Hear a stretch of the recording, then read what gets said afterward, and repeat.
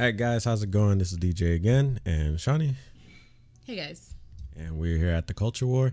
And this one, we probably won't have a whole lot to say. Maybe be a couple minutes. But we're going to give our thoughts on our boy here. Well, not really our boy. Just a boy. Or, oh, no, he's gender neutral now. They. Yes.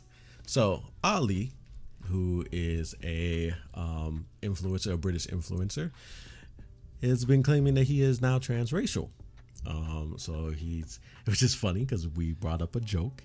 We said this, me and Shawni, back in like 2014, and this is hilarious. Yeah. A lot of the woke people said, not a lot of the woke people, a lot of the anti-woke people said this would be the trend of where everything would lead into. So you're going to see more of this. I'm just waiting for the black people trying to be white, the white people trying to be black, the Spanish people trying to be Asian. Remember, I'm just waiting for all of it. That with Sean King. We've got Talcum X out here trying to pretend he's a whole black man, which I'm like, I don't know about that, sir. Kareem Abdul-Jabbar. You and your little pencil scribble mustache. You got to get out of here, man. All right. Talcum X is gonna get his in one of my videos eventually, but we'll keep on to the topic. So basically, this guy here has they have gone through extensive plastic surgery to be more Korean. Now, I was just telling Shawni, I feel like this is a mixture of stan culture, idol culture, because you got to mix in idol culture and stan culture a little bit different. But okay. Well, because I never really thought about it, but stan is like the Americans, and an idol is the Asian like culture. Because you know Japan has idol culture. Yeah. They don't call it stan culture. You're right. Okay. But here we call it stan. Yeah, I get what you mean. Mm-hmm. Yeah. Anyway, sorry, that was a whole little side tangent. So essentially, it seems like a weird amalgamation of someone who does not have an identity of themselves, who is really caught into the idol culture, the stan culture of, because he constantly references Jimin from BTS, and it's like, here, I want to make Jimin proud as well, because Jimin is my ultimate idol. I want him to be proud. I'm sure he'll be proud that I look exactly like him now. I have his eyes. I finally have Jimin's Korean eyes. They are so beautiful. I am so happy with my new look. I can't wait to see the final results when my swelling goes down. So this, you want to say something? Because I see it all in your face. This is somebody, because there's a point in this article where it says, because he's an influencer. So there's a point in this article that says he's been getting work done, like plastic surgery, since 2013. Yeah. So to a degree, I kind of feel like this is more along the lines of like someone who has an obsession with plastic surgery and changing how they look, and then taking that and ramping it up times 10 with their idol / stan culture tendencies, and now we have this. What I think is funny is he's like, I now have Jimin's eyes, but I'm like, Jimin's wearing contacts. I think he might be wearing, because I think he might be wearing this contacts. Is the thing in the Korean pop scene, they wear bigger the contacts have bigger what's that? It's not the iris, it's the well, he doesn't have circle lenses in. Okay, I think so he's got like colored contacts, and then they dye their hair all the funky colors. Oh, you mean like the color? Okay, I'm talking about the eye color. Yeah, like they for the pop bands, they dye their hair all the funky colors, and they do that's why his poorly choreographed dance routines. Because you see here, Jimin. Yeah, and you see he's got like I think these are contacts. I think they're contacts. But it's everything's like really, all the men look very, very soft and almost feminine to a degree. They're very pretty looking. And I don't know what, I don't know. This guy just, to me, gives off the vibes of someone who's obsessed with plastic surgery and constantly transforming themselves. Mixed with idol culture at this point. Like, I feel like he hit that peak of transforming himself in terms of just normally. And now it's like, oh, well, I'll just become a whole new person, like that guy who paid all that money a few years back to look like Justin Bieber. Yeah. Like, this isn't new. The only difference is that guy didn't attempt to change his ethnicity. Yeah, because he's specifically saying, because he went, people were going after him, and he went to Tucker Carlson, and he was like, well, he he tweeted at Tucker and Sean Hannity, and he said, "Help me speak out against the injustice I'm facing, the racism and transphobia from the woke mob." And yeah, so here comes Ben Shapiro, because ever troll Ben Shapiro, because he doesn't actually believe this. No. But Ben Shapiro, I'll be honest with you, Ben Shapiro doesn't necessarily agree with the whole transgender thing. He doesn't really agree with it because he's an Orthodox Jew. Yeah. It makes sense. Yeah. So his whole point is, well, my man is saying he's transracial. Y'all said anybody could just do whatever or feel whatever they want. So here we go. Y'all gotta own it. Oh God! And he actually, there's a Stop Transracial Hate hashtag. Yeah, I think he made that. Oh, I think Oli made that. So this is a weird one. Like, I have no problem with anybody identifying as trans.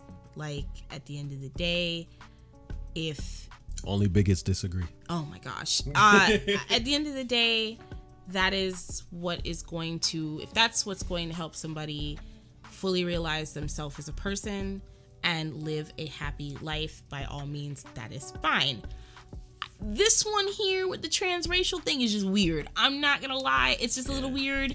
The first time it got brought up was with the whole Rachel Dolezal thing. Yeah. Do you remember the guy that made that video skit? And he used to be with Lean Cuisine. Yeah, I know you're talking about. He made the skit. Yeah, that was the whole thing, being transracial. But that was after the Rachel Dolezal thing. Yeah. He was saying that he's a 21-year-old black man living, and he's going to become a 41-year-old white man. I'm a 35-year-old white man.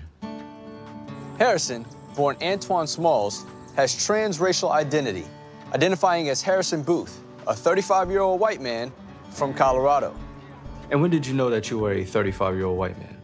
Well, I've always felt different. I go to the store, the movies, and just be thinking to myself, like, why am I not getting the respect I deserve? Mm-hmm. And then it just hit me. I'm white and 35. And I was just like, this is funny, but I'm telling you, there's going to be more of this in the future. I should have brought up his tweet, because he's like, the guy that did that skit tweeted. He said, "I told y'all, 2014. I forgot his name. I forgot his name too. Cuisine. I forgot his name. But yeah, this one's really odd. I feel like the transracial angle of this is horrible. This should more so be looked at as, this is a person. Well, he said that he was transracial. Yeah, I know. I know. They shouldn't. This is a lot, and it really does look like this is a person who is obsessed with plastic surgery and constantly changing their features, and like you said, idol culture. I think it's heavily idol culture. Yeah. Man, because if you read the article, it's several points in time. He brings up Jimin several points in time that he talks about how proud he is. I hope he thinks he's proud of me. I hope he accepts me. Stuff like that. It really is someone who seems to be a bit unhinged with a lot of resources. I'm not gonna lie, I think it's very hilarious that he tweeted at Sean Hannity and Tucker Carlson. I'm not gonna lie, that really makes me laugh. Yeah. And then here comes Ben. Ben Shapiro. Yeah. So look, the left were eating themselves over this. This was hilarious to me, because I'm seeing like Hassan. Remember Hassan that was talking about the that he was trying to buy a house and he couldn't buy the house. Oh, him. Okay. So Hassan was like, no. It doesn't. He's just making. How much you want to be? He's just making a mockery and a joke of trans. Like, and then he saw the Ben Shapiro, because Ben Shapiro did the video. So then Ben Shapiro was like, "You just gotta accept it. Hey man, this is what y'all wanted." And then he's like, "See, Ben's being a little shit. He doesn't believe this." I was like, "Yeah, you can't get that from the sarcastic tone, Hassan. Yeah, duh. Hassan's an idiot." Like I was saying to DJ before we started recording, I was like, I would like to say this stems from a deeper place of like this weird vicious cycle that's going on in the world today. It doesn't. No, not for this guy. Not for this guy. It really doesn't. And the vicious cycle I'm talking about is you have people who bully white people for being stereotypically white, and then they bully white people who aren't stereotypically white, and then they turn around, and when those white people change how they are, they then turn around and bully them for changing. They say they're appropriating like black people's features. Like all black people have the same features. It's the same thing. Like how they take, like how how like women love to, especially like the feminists and the woke women on Twitter, love to say that society put these pressures on them and they suffer from not having pretty privilege and whatever. And I'm like, you guys perpetuate these problems, because a really great example is, say, someone like Kylie Jenner, who she looks like a whole new person from what it looked like projected she would look like from when she was a teenager. And she got the lips, she got the body done, who knows what else she got done to her face or in her body. And for a long time she was not cute. She wasn't a cute kid. She was a fugly kid. People constantly called her ugly. And then she decided to, when she got of age, to redo her entire body. But then these same people turn around and it's, oh, well, she's trying to look like she's black. She's trying to appropriate black women's features. Now, mind you, I don't look like Kylie Jenner. And I could throw a rock in the street and hit about 20 other black women who don't look like Kylie Jenner in body. I can name you a bunch of bitches that look like her. Yeah, like a bunch of chicks who got surgery that look like her. Yeah, I could probably throw a nickel in freaking LA and hit about 20 people that look like her who just walked out of a plastic surgery studio. But that's about it. She doesn't represent the norm, and those features don't represent the norm for women of any race, to be honest. But the cycle is, you bullied her because she didn't look a certain way. Now she's changed her appearance. You're going to bully her some more. And it's kind of like, you're damned if you do and you're damned if you don't. Good on this guy for at least, I guess, not caring enough what anybody would say or think. He don't care. And just doing whatever he wanted to do. The bad part about this is now this man's going on a full, now this person, they are going on a full just tirade about how this is showing the hypocrisy of the woke crowd and how I see this like, here come Ben being a troll. He put it on his video, trans Koreans are Koreans, because that a lot of the trans woke people that say trans women are women. So Ben is like, trans Koreans are trans. Ben also said, live your truth, Oli. Live your truth. So I mean, in terms of the logic behind the progressives, technically he is able to do it per their logic. Right. Per the logic of anybody can identify as anything, that also would logically extend to race. Right. Not, you know what? This line right here, this bigotry during Pride Month of all times, is a disturbing reminder of just what trans Koreans face. Hey man. Listen, this is me genuinely curious. How many trans Koreans right now it's only him out there? Right now it's only him. How many transracial people are out there? Like 2. Him and Rachel. Oh, and 3. And Taco Max. Yeah. So who knows? Maybe there's more. But then again, Taco Max doesn't identify as transracial though.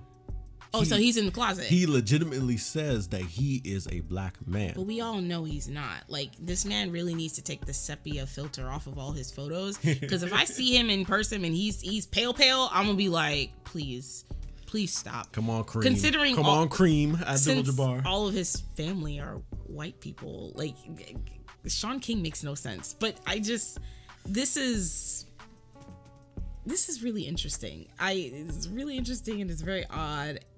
Hey, more power to this person, because they spent their money. They spent their money. Upwards of $200,000. Upward $200,000. More than that. They spent their money, and they said they're happy with the results. So I mean, damn, live and let live. If they're so happy with the results, then cool. Hey, if the Koreans ain't mad at it, I'm not mad at it. Well, the Koreans on YouTube, those are Korean Americans. I'm talking about the real Koreans that live in Korea, who have bigger problems to worry about than somebody on the internet changing their face to look Korean. This is funny to me. But all right, we'll wrap it here. Don't need to get any longer than this. So thank you guys for watching. Like, comment, subscribe. Links are in the description. BitChute, Odyssey, all that good stuff. Mine's all down there. And yeah, any closing remarks? Are you good? Hey, good luck to this person, man. It's they're gonna have a doozy of a time with this one. I'm not gonna lie. So, not gonna lie, I also hope that this story dies out really quickly because I'm exhausted with all of this stuff. I'm exhausted. So, yeah, that's about it. Yeah. All right. See you guys in the next one. Peace out. See ya.